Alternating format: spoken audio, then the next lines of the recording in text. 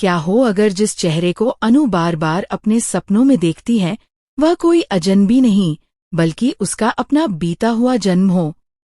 क्या हो अगर राजनंदिनी की मौत एक हादसा नहीं बल्कि एक सोची समझी साजिश थी। और क्या हो अगर अनु का इस घर में आना सिर्फ एक शादी नहीं बल्कि सालों पुराने बदले की शुरुआत हो। आने वाले एपिसोड में खुलने वाला है ऐसा रहस्य जिसे जानकर आपके भी होश उड़ जाएंगे, इसलिए इस कहानी को अंत तक जरूर देखिए। अनु जैसे ही उस बंद कमरे के सामने खड़ी होती है उसके मन में हजारों सवाल उमड़ने लगते हैं। आखिर ऐसा क्या है इस कमरे में जिसे आर्य किसी को भी देखने नहीं देता? आखिर क्यों इस कमरे का नाम सुनते ही पूरे घर का माहौल बदल जाता है? तभी उसे मानसी की कही हुई बात याद आती है कि इस कमरे में जरूर कोई ऐसा राज छिपा है जिसे परिवार वाले दुनिया से छुपा कर रखना चाहते हैं। बस यही सोचकर अनु उस कमरे की चाबी ढूंढ लेती है और धीरे धीरे दरवाजे की तरफ बढ़ने लगती है। उसके दिल की धड़कनें तेज हो जाती हैं। जैसे ही वह कांपते हाथों से चाबी ताले में डालती है तभी अचानक पीछे से एक तेज आवाज सुनाई देती है। वह घबराकर पलटती है और सामने आर्य को देखकर उसके पैरों तले जमीन खिसक जाती है। आर्य का चेहरा गुस्से से लाल हो चुका होता है। वह झटके से अनु के हाथ से चाबी छीन लेता है और गुस्से में चिल्लाते हुए कहता है, तुम्हें इस कमरे के पास आने की इजाजत किसने दी? तुम्हें पता है ना कि इस घर का हर कोना तुम्हारे लिए खुला है, लेकिन इस कमरे में आने की इजाजत किसी को नहीं है। आज तुमने सिर्फ दरवाजा खोलने की कोशिश की है, लेकिन दोबारा ऐसी गलती करने की हिम्मत मत करना। आर्य की बातें सुनकर अनु की आंखों में आंसू आ जाते हैं। उसे यकीन ही नहीं होता कि जिस इंसान से वह इतना प्यार करती है वही उसके साथ इतनी बेरहमी से बात कर सकता है। वह सोचने लगती है कि आखिर उस कमरे में ऐसा क्या छिपा है जिसके लिए आर्य उसे इतना अपमानित कर रहा है। अनु का दिल टूट जाता है। उसे महसूस होता है कि शायद आर्य आज भी उससे ज्यादा उस बंद कमरे और उससे जुड़ी यादों को महत्व देता है। यही सोचकर वह अपने आंसुओं को रोक नहीं पाती और घर से बाहर निकल जाती है। घर से निकलने के बाद अनु बिना किसी मंजिल के सड़क पर चलती रहती है। उसके मन में सिर्फ एक ही सवाल गूंज रहा होता है कि आखिर उससे क्या छिपाया जा रहा है। वह इतनी परेशान होती है कि उसे यह भी एहसास नहीं रहता कि वह कहाँ जा रही है। कुछ देर बाद वह सड़क किनारे बैठ जाती है और फूट फूट कर रोने लगती है। तभी अचानक आसमान में काले बादल छा जाते हैं और तेज बारिश शुरू हो जाती है। बारिश की बूंदें उसके चेहरे पर गिरती रहती हैं, लेकिन उसे इसकी परवाह नहीं होती। उसकी आंखों से बहते आंसू और बारिश का पानी एक साथ मिल जाते हैं। तभी उसे दूर एक मंदिर दिखाई देता है, जैसे कोई अदृश्य शक्ति उसे वहां बुला रही हो। अनु धीरे धीरे मंदिर की तरफ बढ़ती है। मंदिर के अंदर कदम रखते ही उसे एक अजीब सी शांति महसूस होती है, लेकिन उसके दिल के सवाल अब भी खत्म नहीं होते। तभी उसकी नजर एक रहस्यमयी साध्वी पर पड़ती है, जिन्हें लोग सिद्धि माता के नाम से जानते हैं। सिद्धि माता अनु को देखते ही मुस्कुराती हैं, जैसे उन्हें पहले से पता हो कि अनु यहाँ आने वाली है। यह देखकर अनु और भी ज्यादा हैरान हो जाती है। उसे समझ नहीं आता कि आखिर ये सब क्या हो रहा है, लेकिन उसे बिल्कुल अंदाजा नहीं होता कि अगले कुछ ही पलों में उसकी जिंदगी पूरी तरह बदलने वाली है और उसके सामने ऐसा रहस्य आने वाला है जो उसकी दुनिया हिला देगा। क्या अनु सचमुच राजनंदिनी का पुनर्जन्म है, या फिर कोई उसे एक खतरनाक खेल में फंसा रहा है? आखिर उस बंद कमरे में ऐसा क्या छिपा है जिसे बचाने के लिए आर्य हर हद पार करने को तैयार है? और सबसे बड़ा सवाल, क्या राजनंदिनी की मौत के पीछे वही लोग हैं जो आज अनु के सबसे करीब हैं? आने वाले एपिसोड में खुलने वाले हैं ऐसे राज जो पूरे परिवार की नींव हिला देंगे। इसलिए इस कहानी के इस रोमांचक भाग को अंत तक जरूर देखिए। मंदिर से वापस लौटने के बाद अनु पूरी तरह बदल चुकी होती है। अब उसके चेहरे पर पहले जैसी मासूमियत तो होती है, लेकिन उसके अंदर सच जानने की एक नई जिद भी जन्म ले चुकी होती है। सिद्धि माता की बातें उसके कानों में बार बार गूंज रही होती हैं।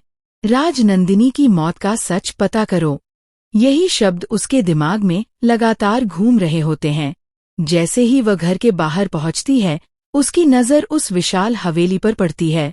पहले ये घर उसे अपने सपनों का संसार लगता था, लेकिन आज उसे ऐसा महसूस हो रहा होता है जैसे इस घर की हर दीवार किसी गहरे राज को छुपाकर बैठी हो।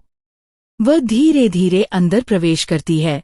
घर के सभी लोग उसे देखकर राहत की सांस लेते हैं, क्योंकि उसके अचानक घर छोड़कर जाने से सब परेशान हो गए थे। लेकिन अनु किसी से कुछ नहीं कहती। उसकी नजरें सिर्फ एक चीज ढूंढ रही होती हैं, वह बंद कमरा। वही कमरा जिसके कारण उसकी जिंदगी में इतना बड़ा तूफान आ चुका है। उसी रात जब पूरा घर सो जाता है, अनु अपने कमरे की खिड़की के पास खड़ी होकर सोच रही होती है। तभी अचानक उसे फिर वही अजीब सी आवाज सुनाई देती है। ऐसा लगता है जैसे कोई बहुत दूर से उसका नाम पुकार रहा हो। अनु! वह घबराकर पीछे मुड़ती है, लेकिन वहां कोई नहीं होता। तभी उसकी नजर कमरे के बाहर गलियारे में पड़ती है, जहां सफेद साड़ी पहने एक परछाई कुछ पल के लिए दिखाई देती है और फिर गायब हो जाती है। अनु का दिल तेजी से धड़कने लगता है। वह हिम्मत करके उस परछाई के पीछे जाती है। गलियारे में चारों तरफ सन्नाटा फैला होता है, लेकिन जैसे जैसे वह आगे बढ़ती है, उसे महसूस होता है कि कोई अदृश्य शक्ति उसे उस बंद कमरे की तरफ खींच रही है। कुछ ही पलों में वह फिर उसी दरवाजे के सामने खड़ी होती है। इस बार दरवाजा बंद जरूर होता है, लेकिन अंदर से किसी चीज के गिरने की आवाज आती है। अनु हैरान रह जाती है। आखिर जब कमरे में कोई नहीं है तो अंदर आवाज कैसे आई? वह दरवाजे पर कान लगाकर सुनने की कोशिश करती है। तभी उसे ऐसा लगता है जैसे कोई औरत धीरे धीरे रो रही हो। वह आवाज इतनी दर्द भरी होती है कि अनु की आंखों में आंसू आ जाते हैं। तभी अचानक पीछे से किसी के कदमों की आहट सुनाई देती है। अनु घबराकर पलटती है, लेकिन वहां कोई नहीं होता। उसी समय दरवाजे के नीचे से एक पुराना कागज बाहर सरककर आता है। अनु तुरंत उसे उठा लेती है। कागज काफी पुराना होता है और उस पर कुछ शब्द लिखे होते हैं। कांपते हाथों से जब वह उसे पढ़ती है तो उसके होश उड़ जाते हैं। उस पर लिखा होता है, सच उस तस्वीर के पीछे छिपा है। ये पढ़ते ही अनु पूरी तरह सन्न रह जाती है। आखिर किस तस्वीर की बात की जा रही है और यह संदेश उसे किसने भेजा? अगले दिन अनु पूरे घर का निरीक्षण करना शुरू कर देती है। वह हर कमरे में लगी पुरानी तस्वीरों को ध्यान से देखने लगती है। तभी उसकी नज़र ड्राइंग रूम में लगी राजनंदिनी की एक बड़ी तस्वीर पर पड़ती है। तस्वीर को देखते ही उसके मन में अजीब सी बेचैनी होने लगती है। उसे ऐसा महसूस होता है जैसे वह इस तस्वीर को पहले भी कई बार देख चुकी हो। धीरे धीरे वह तस्वीर के पास जाती है और उसे दीवार से हटाने की कोशिश करती है। तभी उसे पता चलता है कि तस्वीर के पीछे दीवार में एक छोटा सा गुप्त खांचा बना हुआ है। यह देखकर उसकी सांसें थम जाती हैं। कांपते हाथों से वह उस खांचे को खोलती है।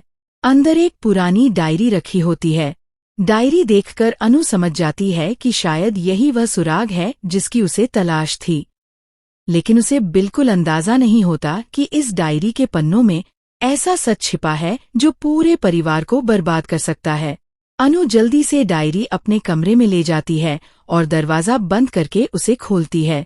पहले कुछ पन्नों में राजनंदिनी की निजी बातें लिखी होती हैं, लेकिन जैसे जैसे वह आगे बढ़ती है उसके चेहरे का रंग बदलने लगता है। डायरी में बार बार एक ऐसे व्यक्ति का जिक्र होता है जिस पर राजनंदिनी को कभी भरोसा था, लेकिन बाद में वही उसका सबसे बड़ा दुश्मन बन गया।